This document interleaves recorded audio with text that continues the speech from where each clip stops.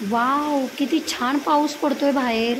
सगळीकडे वातावरण छान असं थंड झालेलं आहे। असल्या वातावरणामध्ये गरमागरम काहीतरी बनवून खाऊ वाटतं। मला चहा तर अजिबात आवडत नाही। माझ्या घरामध्ये मक्याचे कणीस आहेत, त्यापासून मी तंदुरी कॉर्न बनवणार आहे। त्याची रेसिपी मी तुम्हाला शेअर करत आहे। व्हिडिओ त्यासाठी लास्टपर्यंत पहा। मी मक्याचे 2 कणीस घेतलेले आहेत।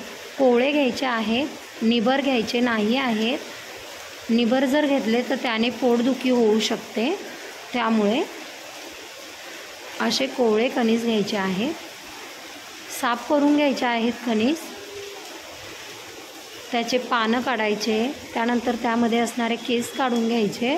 त्याचा दांडा मोडून ठेवायचा। पूर्णपणे स्वच्छ झाल्यानंतर त्याला धुवून घ्यायचं।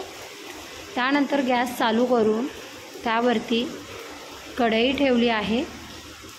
कढईमध्ये मी अंदाजे 2 ग्लास पाणी घातलेलं आहे। पाणी कोमट झाल्यानंतर त्यामध्ये आपण कणीस ठेवणार आहोत आणि मीठ टाकणार आहोत। मीठ टाकल्यानंतर झाकण ठेवायचं आहे। मीठ टाकल्यामुळे आपली कणीस लवकर शिजतात। त्यानंतर कणसाला आपण मॅरिनेट करण्यासाठी जो मसाला वापरणार आहे तो तयार करून घेऊयात।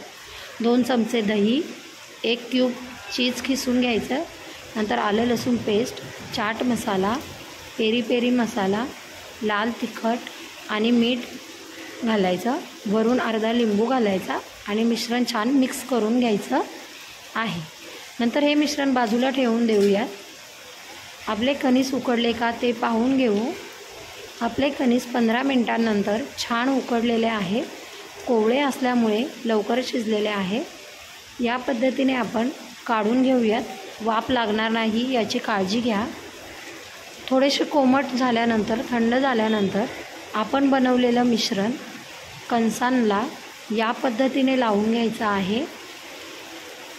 हाताला पोळू नये, भाजू नये म्हणून मी इथे लिंबाचा वापर केलेला आहे।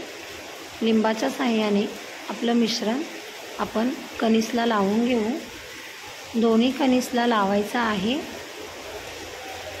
छान प्रकारे। लावून झालेला आहे।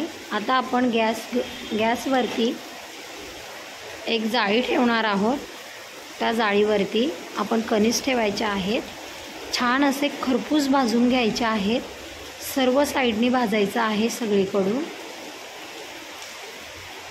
गॅस फास्ट करू नका, त्याने आपले कणीस जळून जातील। त्यामुळे लो फ्लेमलाच भाजून घ्या।